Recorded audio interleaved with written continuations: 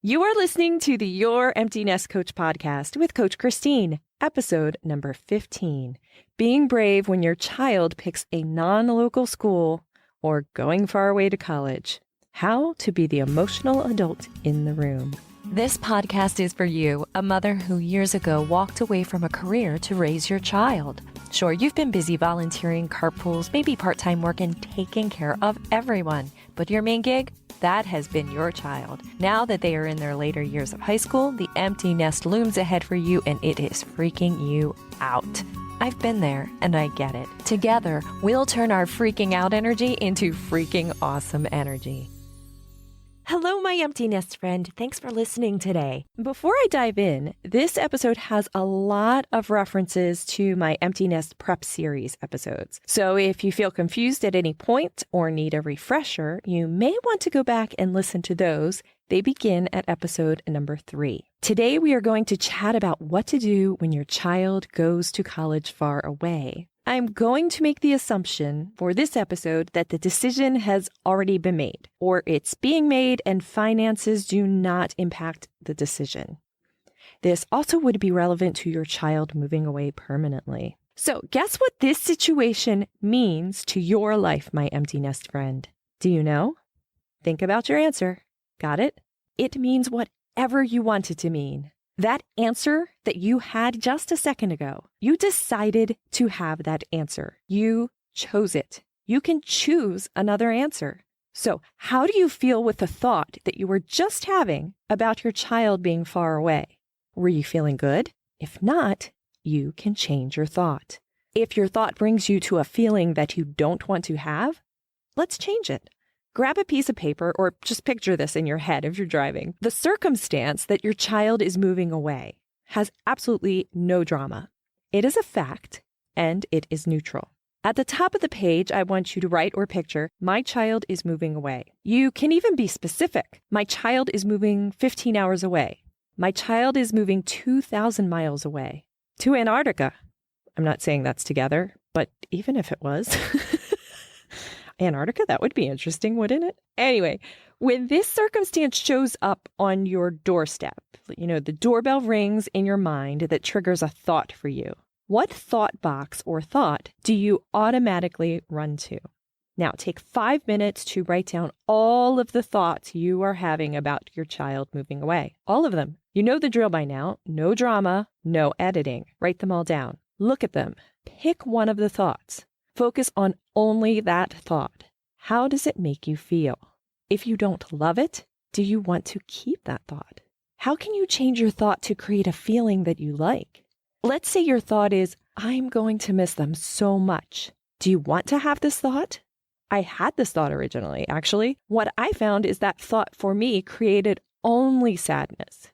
When I made a slight variation to the thought, I felt better about the emotion created. I'm going to miss them so much. That thought comes off as 24/7. I will do absolutely nothing at all other than miss them. So is that true?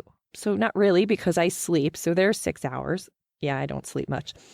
I work and need to concentrate on things that distract me. So I can turn my original thought into, I will have moments where I miss them. Now, this is a thought I can believe, so I can use it for a bit, and then I can work on moving forward with more pleasant thoughts, such as, while they are learning to be independent, I will have moments where I miss them. I will tell you, I'm almost a bit over 1.5 years in with my daughter being out of state. There are tremendous benefits. Your child will learn, well, they have to, how to be more self-sufficient and independent. From things like food and toiletry items, prescriptions, and that awful first time being sick with no way for mom and dad to visit and help. And here's an example. My daughter went from hating to talk on the phone to being able to handle a fraud charge on her credit card with no interactions from us. Pretty much just a couple of texts that, hey, it happened, and then on follow-up, they're sending me a new card.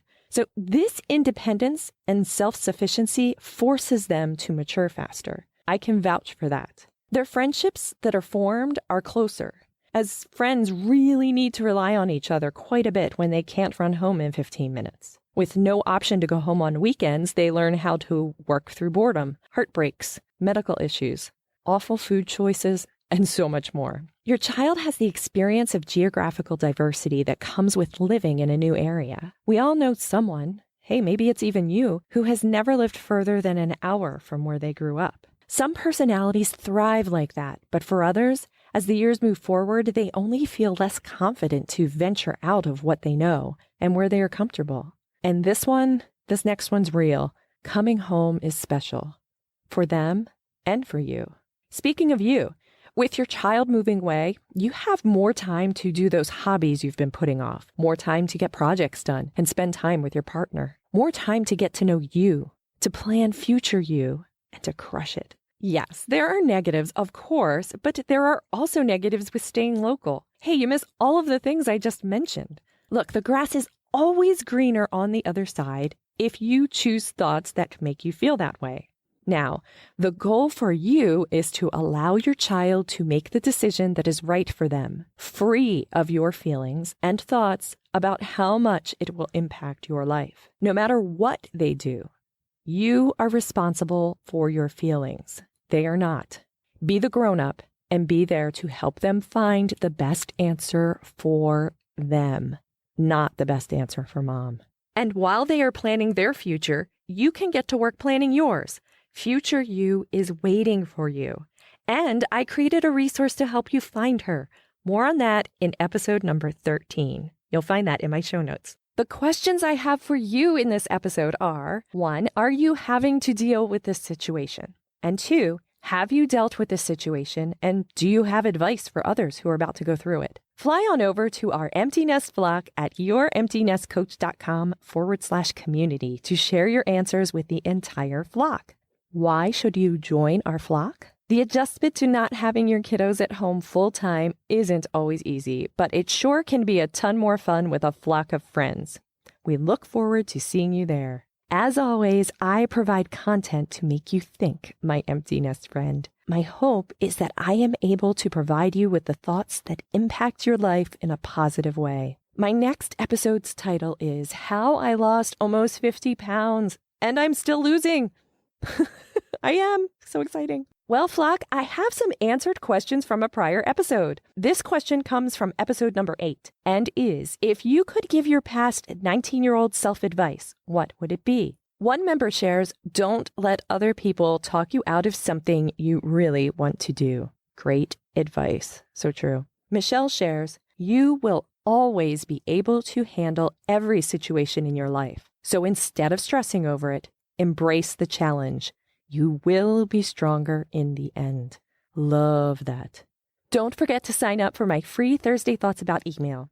Sign up and every Thursday you will receive a thought from me, and I also share your Empty Nest Coach updates. If you have a question you would like me to answer on the podcast, you may submit it in my Empty Nest flock or email me at podcast@youremptynestcoach.com. Thank you so much for listening, my friend. And remember, you are amazing.